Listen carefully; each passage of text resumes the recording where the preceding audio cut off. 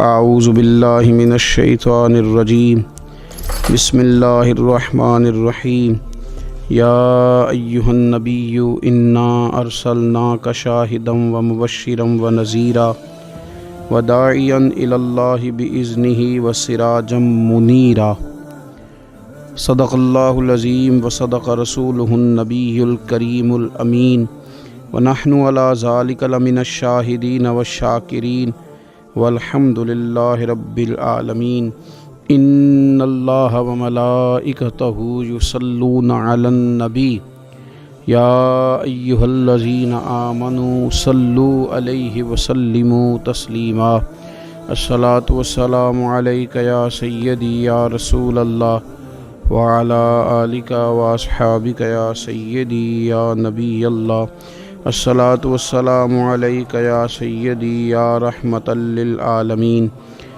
وعلی آلک واصحابک یا خاتم النبیین۔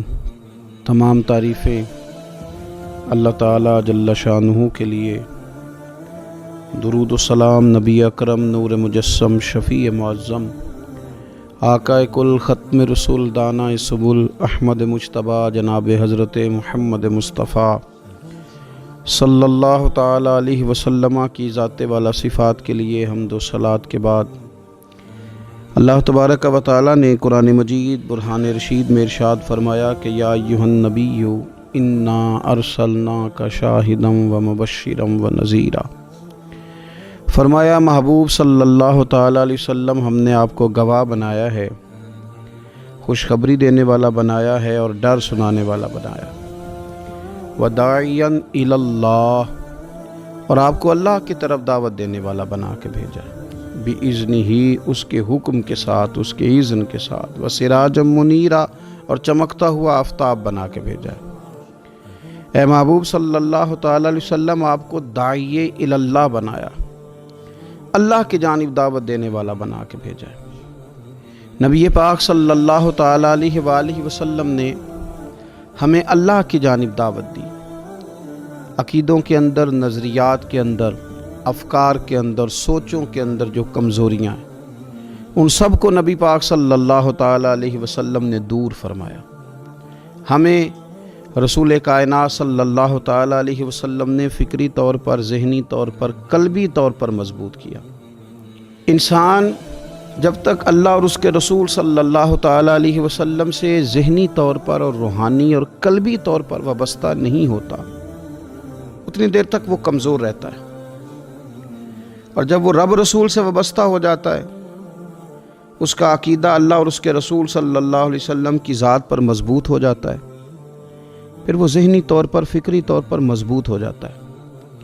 نبی پاک صلی اللہ تعالیٰ علیہ وسلم کی تشریف آوری سے پہلے جو بنیادی مسئلہ تھا وہ یہ تھا کہ کفار مکہ، قریش بہت سارے بتوں کی پوجا کرتے تھے، تو جو نظریاتی کمزوریاں تھیں، جو فکری فقدان تھا، وہ ان کے اندر بہت زیادہ تھا۔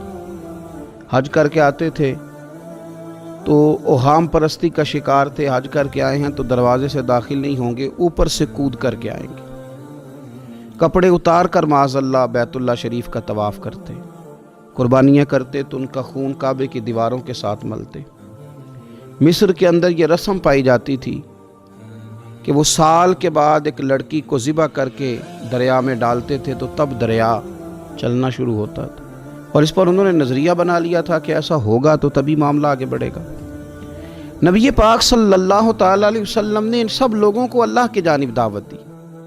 حضور علیہ السلام نے فرمایا میں تمہارے سامنے جو تعلیمات لے کے آیا ہوں ان میں کوئی اوہام پرستی نہیں، اس میں توہمات کا کوئی تذکرہ نہیں، ایک مضبوط دین، اللہ تبارک و تعالیٰ کی ذات پر بھروسہ، اللہ تبارک و تعالیٰ کی رحمت سے امید، ان سب چیزوں کو رسول پاک صلی اللہ تعالیٰ علیہ وسلم نے لوگوں کے ذہنوں تک اتارا۔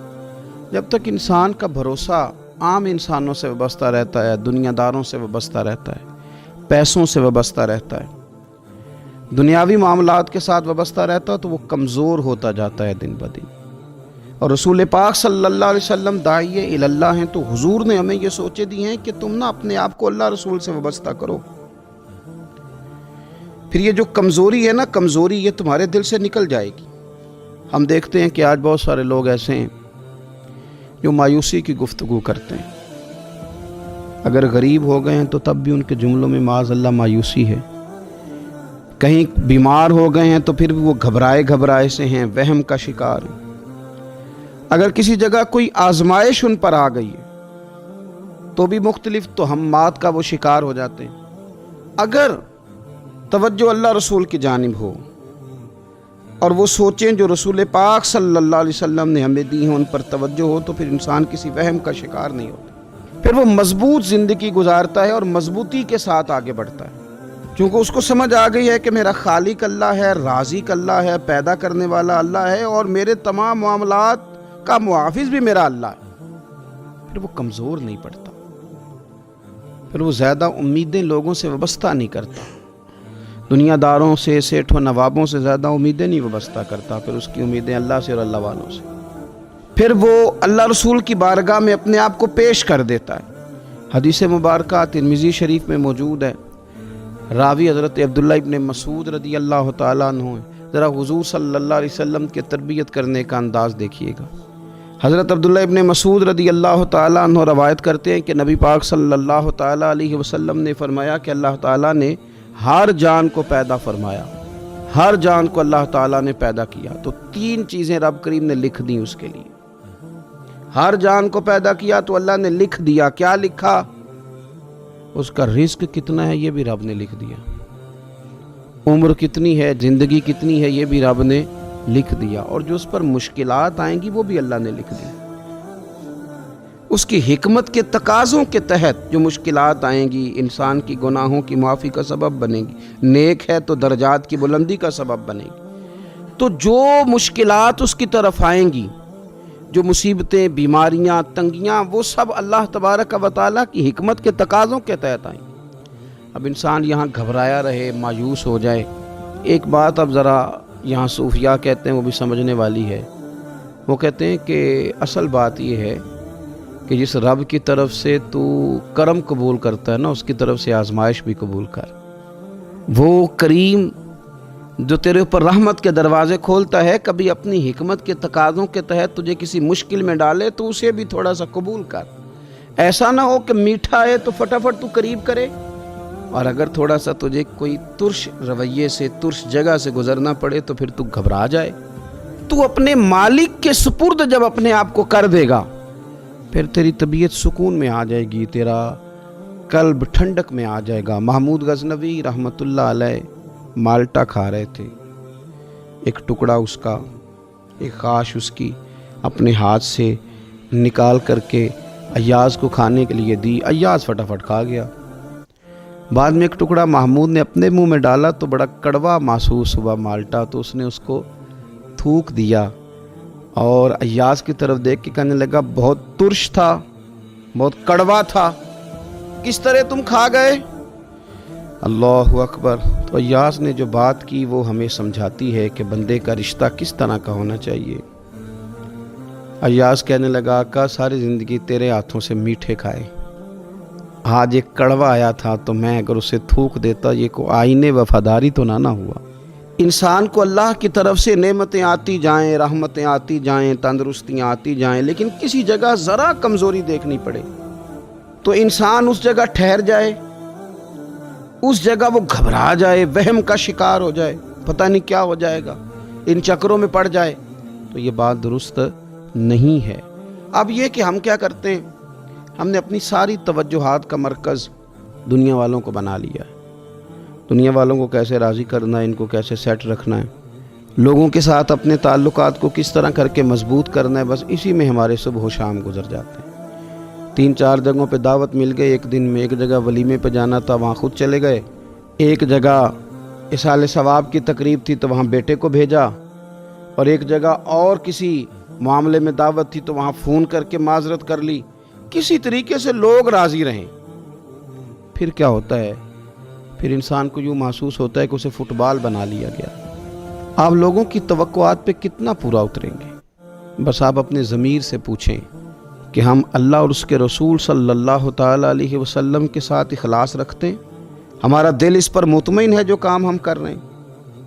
جو سفر ہم نے شروع کیا ہوا ہے وہ رب کی رحمت کی طرف ٹھیک بڑھ رہا ہے؟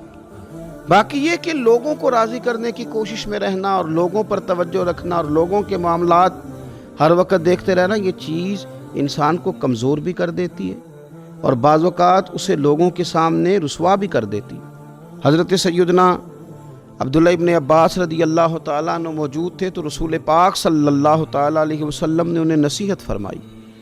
اپنے چچا کے بیٹے حضرت عبداللہ ابن عباس کو حضور نے نصیحت فرمائی، فرمایا یقین رکھو اے عبداللہ ابن عباس، یقین رکھو کہ اگر ساری دنیا متفق ہو جائے تمہیں نفع پہنچانے میں تو تمہیں نفع پہنچا نہیں سکتی مگر وہ جو تمہارے لیے تمہارے رب نے لکھ دیا ہے۔ لوگ تمہیں نفع پہنچانا چاہیں تو پہنچا سکتے نہیں، اور فرمایا اگر ساری امت متفق ہو جائے کچھ نقصان پہنچانے میں تو نقصان پہنچا نہیں سکتے مگر یہ کہ جو اللہ نے تمہارے لیے لکھ دیا۔ نہ تمہارا کوئی نفع کر سکتا ہے نہ کوئی تمہارا نقصان کر سکتا ہے، ہوگا وہ جو اللہ کی مشیت کا تقاضا ہوگا، خدا کی رحمت کا تقاضا ہوگا۔ اب کرنے کا کام تو یہ ہے کہ ساری توجہات کا مرکز اللہ رسول کو بنایا جائے۔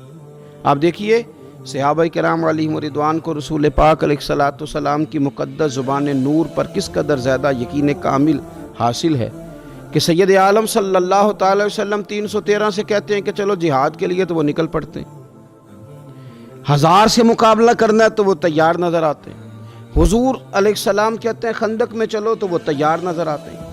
حضور صلی اللہ تعالی علیہ وسلم جو وعدہ ان کے ساتھ کرتے ہیں تو وہ منوعاً اس وعدے پر توجہ کرتے ہیں۔ تو میرے عزیز یاد رکھنے کی بات یہ ہے کہ اگر ہمارا بھروسہ اللہ رسول پہ مضبوط ہو جائے، وہ وعدے جو ہمارے ساتھ ہمارے نبی پاک صلی اللہ علیہ وسلم نے فرمائے ہیں کہ سچ بولو گے تو نجات پا جاؤ گے، وہ جو نبی پاک صلی اللہ علیہ وسلم نے ہمیں فرمایا کہ 2 چیزوں کی تم مجھے ضمانت دو، میں تمہیں جنت کی ضمانت دیتا ہوں۔ یا رسول اللہ کون سی؟ فرمایا کہ 2 جبڑوں کے درمیان جو تمہاری زبان ہے اس کی مجھے ضمانت دے دو، اور ایک تمہاری 2 ٹانگوں کے بیچ جو شرمگاہ ہے تو مجھے اس کی ضمانت دے دو، میں تمہیں جنت کی ضمانت دے دیتا ہوں۔ تو وہ ساری چیزیں جو رسول کریم صلی اللہ تعالیٰ علیہ وسلم نے ہمارے لیے رکھی ہیں، ہمیں ان چیزوں پر توجہ کرنی، ہمیں غور کرنا ہے کہ یہ وعدے جو اللہ رسول نے ہمارے ساتھ کیے ہیں یہ سب سے زیادہ مضبوط ہیں۔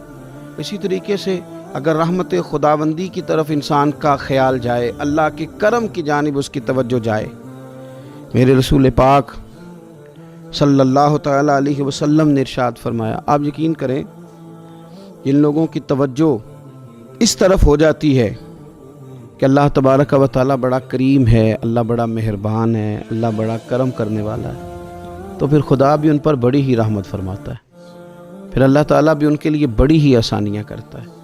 اس لیے ہمارے بزرگوں نے لکھا ہے کہ اپنے رب کے ساتھ حسن ظن رکھنا واجب ہے، ضروری ہے کہ تم اللہ کے ساتھ اچھا گمان رکھو، اچھا گمان۔ امام غزالی نے حدیث لکھی ہے، ایک اعرابی نبی پاک صلی اللہ علیہ وسلم کی خدمت میں حاضر ہوا اور اس نے عجیب بات کی، عرض کی یا رسول اللہ صلی اللہ علیہ وسلم قیامت کے دن حساب کون لے گا؟ تو حضور نے فرمایا حساب تو میرا رب کریم لے گا۔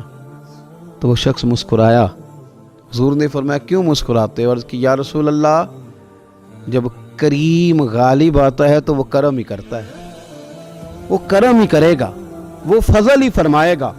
تو نبی پاک صلی اللہ تعالیٰ علیہ وسلم نے کیا فرمایا؟ فرمایا بھی یہ عربی بڑا فقیہ ہے، بڑا دانش مند ہے، یہ سادہ بندہ بڑی اعلیٰ بات کر گیا، فقیہ ہے، دانش مند ہے، اس لیے کہ اس کی امید اللہ تبارک و تعالیٰ کی رحمت کے ساتھ لگی ہوئی ہے۔ مسند امام احمد بن حنبل میں حدیث ہے، نبی پاک صلی اللہ علیہ وسلم فرماتے ہیں، رب فرماتے ہیں کہ اگر میرا بندہ زمین بھر گناہ لے کے میری بارگاہ میں آئے، بھر دی اس نے زمین گناہ کر کر کے، لیکن وہ آئے اور استغفار کرے اور اس امید پر استغفار کرے کہ رب مجھے معاف کر دے گا، سچے دل سے توبہ کرے، تو حضور فرماتے ہیں رب اس بندے کو معاف فرما دیتا ہے، اگر اس کی امیدیں اپنے رب کے ساتھ مضبوط ہوں۔ ہم نے یوں کیا ہے کہ کمزوری دکھانی شروع کر دی ہے، کمزوری، اور پھر کچھ معاشرے میں لوگ بھی ہیں، یہ کچھ جادو کا بتانے والے لوگ آ گئے ہیں جو ہر شخص کو کہتے ہیں کہ تجھے تو جادو ہو گیا ہے، جو ہر شخص کو یہ بات بتاتے ہیں کہ تیرے اوپر تو آسیب کا اثر ہے۔ ان لوگوں نے بھی لوگوں کو کمزور کر دیا ہے۔ کچھ ایسے لوگ ہیں جو معاشرے کے اندر یہ کہتے پھرتے ہیں بھائی سب دنیا کا چکر ہے، سب دولت کا معاملہ ہے، جس کی لاٹھی اس کی بھینس، یہاں کچھ بھی نہیں ہو سکتا۔ انہوں نے بھی لوگوں کو کمزور کر دیا ہے۔ اپنے عقیدوں کو مضبوط رکھیں، اللہ رسول صلی اللہ علیہ وسلم کے ساتھ اپنے بھروسے کو مضبوط کریں۔ دیکھیں حضور ہماری تربیت کرتے ہیں، فرمایا اگر تم رب پہ بھروسہ کرو گے نا اور رب تعالیٰ پہ بھروسہ کر کے نکلو گے تو اللہ تمہیں اسی طرح رزق عطا فرمائے گا جس طرح رب پرندوں کو رزق عطا فرماتا ہے۔ وہ صبح بھوکے نکلتے ہیں لیکن شام کو لوٹتے ہیں تو اللہ انہیں پیٹ بھر کے روزی عطا کرتا ہے۔ کیوں؟ اس لیے کہ ان کا بھروسہ مضبوط ہے، ان کا اپنے رب پہ توکل مضبوط ہے۔ رسول کائنات صلی اللہ تعالیٰ علیہ وسلم نے ہمیں ہمارے رب کی جانب دعوت دی، حضور نے ہمیں اللہ پہ بھروسہ کرنا سکھایا۔ رسول پاک صلی اللہ تعالیٰ علیہ وسلم نے ہمیں کہا کہ دنیا میں مسافروں کی طرح وقت گزار کے آ جانا، جنت میں رب نے تمہارے لیے وہ نعمتیں تیار کی ہیں نہ کسی آنکھ نے دیکھی، نہ کسی کان نے سنی، نہ تمہارے دل پر خیال ہی گزرا ہوگا کہ اللہ یہ شان عطا فرمائے گا۔ اب ان لوگوں کا بھروسہ ہو گیا تھا صحابہ کا، حضور کے غلاموں کا، تو انہوں نے پھر کوئی جائیدادیں نہیں بنائی، انہوں نے پھر دنیا میں کوئی محلات تیار نہیں کیے، کیونکہ ذہن بن گیا تھا کہ جو رسول کریم علیہ السلام نے وعدے فرمائے ہیں وہ وعدے ہمارے لیے بڑے معیاری ہیں، وہ وعدے ہمارے لیے بڑے خوبصورت ہیں، ان وعدوں سے ہمیں بڑا کچھ ملے گا۔ اس لیے اپنی زندگی کے اندر ان چیزوں کو پیدا کرنا، ان چیزوں پر توجہ کرنا، اللہ کی جانب بھروسہ کرنا بڑا ضروری ہے۔ دعا ہے مالک کریم ہمیں رسول کریم صلی اللہ تعالیٰ علیہ وسلم کی بتائی ہوئی باتوں پر عمل کی توفیق دے، اور اللہ تعالیٰ ہماری آنے والی نسلوں کی امیدوں کو اپنی بارگاہ پر مضبوط کرے، یقین کامل کی دولت عطا کرے، توکل کی نعمت عطا فرمائے۔ آخر دعوانا ان الحمدللہ رب العالمین۔